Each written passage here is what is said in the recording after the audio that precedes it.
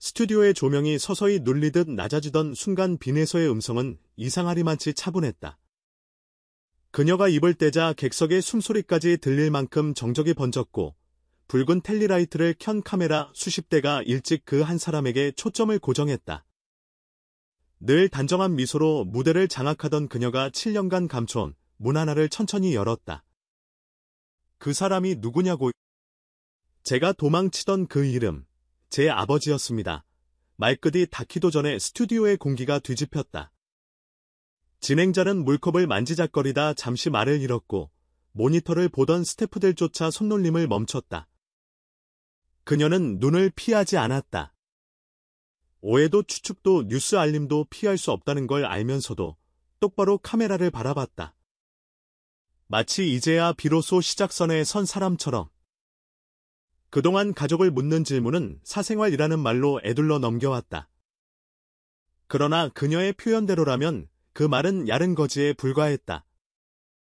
생의 중심을 잡아주어야 할 뿌리가 오히려 생을 흔들었던 시절, 그녀는 그 뿌리의 모양을 누구에게도 보여주지 못했다.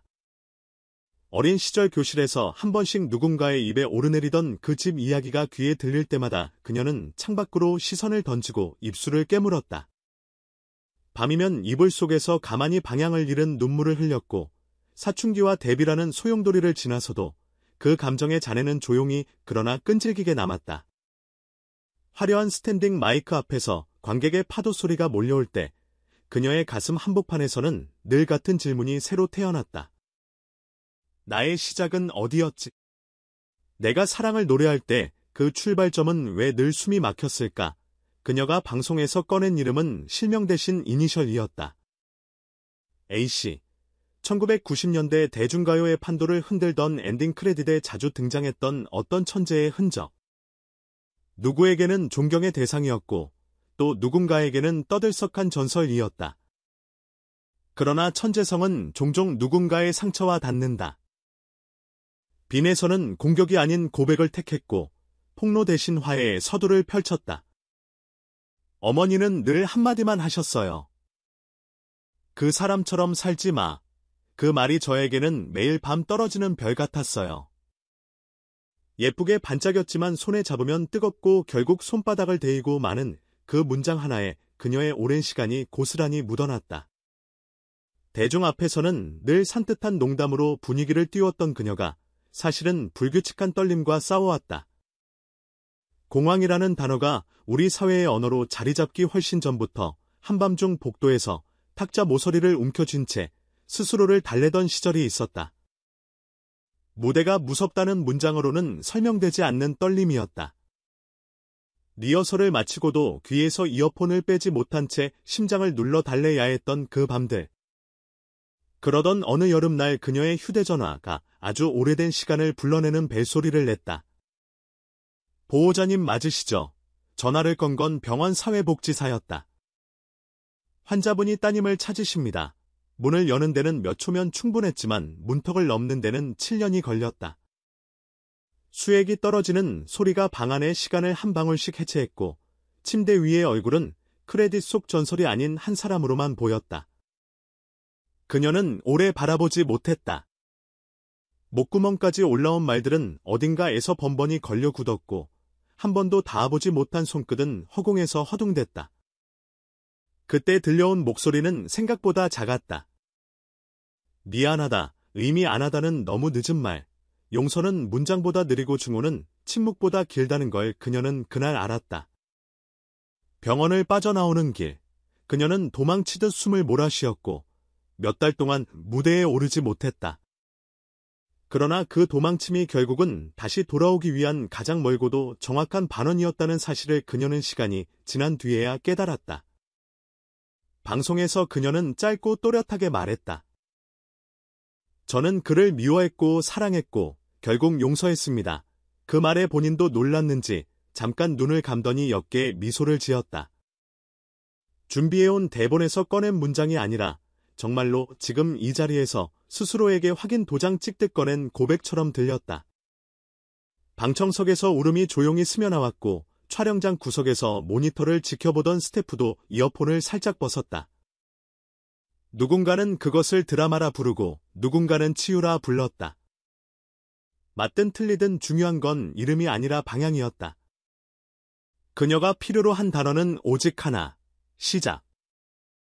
숨겨둔 문장을 입 밖으로 내는 일은 누군가에게는 끝이지만 그녀에게는 새로운 시작의 벨소리였다. 그날 방송 이후 오래된 자작곡 한 곡이 다시 떠올랐다. 그 사람. 발매 당시에는 누구를 향한 편지인지 쉽게 읽히지 않던 노랫말이 이번 고백을 기점으로 완전히 다른 결을 입었다. 팬들은 대본 북밑 대신 마음의 북밑을 펴고 다시 읽었다고 했다.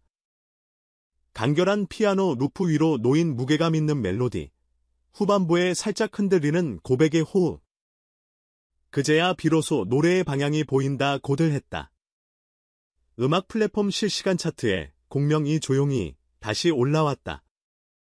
화려한 바이럴이 촉매가 된 역주행이 아니라 뒤늦게 이해된 진심이 만들어낸 반응 같은 역류였다.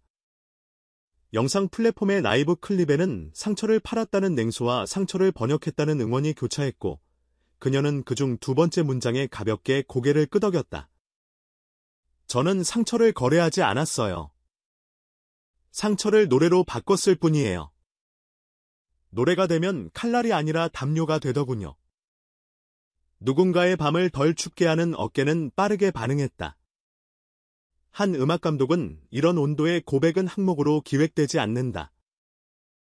삶이 쓰여야만 나오는 톤디라 평했고 임상심리 전문가는 트라우마의 서사가 공정 무대에서 의미부여의 과정을 거치는 순간 당사자도 청중도 함께 구조화된 치유를 경험한다고 해석했다. 다만 자극적인 제목을 선호하는 몇몇 매체는 이번 고백을 누가 더 잘못했나로 가르는 대결 구도로 소비하려 했지만 대중은 비교적 냉정했다. 우리는 누군가의 유년을 심판하는 배심원이 아니다라는 댓글이 상단에 고정되었고 해시태그에는 서사의 주인은 본인이라는 문장이 오래 남았다. 사건이 아닌 사람, 스캔들이 아닌 생을 보는 태도. 그 태도가 그날 밤 한국형 예능쇼의 포맷을 잠시 넘어섰다. 무대 뒤 대기실의 공기도 달랐다. 리허설을 마치고 내려온 그녀는 물을 한 모금 마시고 벽에 등을 기댔다.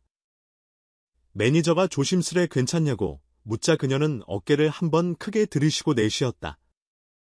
이제야 괜찮을 것 같아요. 스태프가 준비한 큐카드에는 다음 촬영 순서와 함께 작게 적힌 문장이 있었다. 당신의 용기가 누군가에게 오늘 하루의 별이 되기를. 잔잔한 문장 하나가 그날의 공기를 요약했다. 팬들의 반응은 뜨겁고도 따뜻했다. 팬카페에는 손글씨 편지 인증이 줄을 이었고 각자의 언어로 나도 비슷한 밤을 건너왔다는 고백들이 이어졌다. 어떤 이는 마치 위키처럼 꼼꼼히 그녀의 노랫말을 분석해 이 구절에 그녀는 타인을 넘어 결국 자신을 지칭한다고 해석했고 어떤 이는 가사가 삶을 따라잡을 때 음악은 장르를 벗어난다는 문장을 남겼다. 그녀가 던진 사람이라는 단어가 결국 우리 모두의 자신을 지목하고 있다는 사실을 깨닫는데 그리 오랜 시간이 필요하지 않았다. 곧 발표될 팬미팅 예고 영상에는 낯선 자막이 들어갔다. 악역도 영웅도 없습니다. 인간들만 있습니다. 그녀는 무대에서 더 길게 자신의 이야기를 풀어낼 계획이라고 했다. 각색도 미화도 과장도 없이 있는 그대로의 지형도를 내보이겠다고. 무책임했던 누군가, 그럼에도 어른이 된 누군가, 그리고 결국 언어가 미처 담지 못하는 감정들까지. 그 지도를 손에 쥔 채 그녀는 또다시 무대 중앙으로 걸어갈 것이다. 박수 소리는 매번 비슷하지만 그 이후에 이어지는 침묵의 온도는 분명 달라질 것이다. 박수 사이사이에 섞인 조용한 울음과 길게 내뱉는 안도의 숨, 어디선가 작은 목소리로 따라 부르는 후렴, 그것들이 한 사람의 새 출발을 축복하는 방식이니까. 그녀는 마지막 멘트를 이렇게 매듭지었다. 더 이상 숨지 않겠습니다. 제 이야기가 누군가의 밤을 덜 춥게 만든다면 그걸로 충분합니다. 스튜디오의 조명이 완전히 꺼진 뒤에도 그 문장은 오래 반짝였다.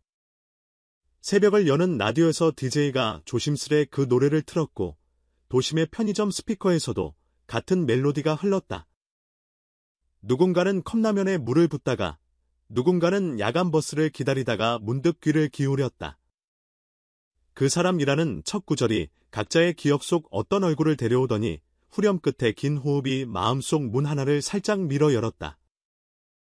내일이면 더 화려한 뉴스가 헤드라인을 바꿔 달 것이다. 더 큰 무대, 더 빠른 안무, 더 거대한 스크린. 그러나 어떤 고백은 일회용 콘텐츠가 아니다. 당사자의 인생에 달라붙어 날짜를 새기는 수정본이고 그 수정본이 곧장 새 삶의 1페이지가 되는 사건이다. 빈예서에게 오늘은 그런 날이었다. 대형 쇼케이스보다 떨리고 1위 트로피보다 벅찬. 수상소감 대신 침묵을 택해야 했던 수많은 밤들을 지나 드디어 첫 문장을 말한 날.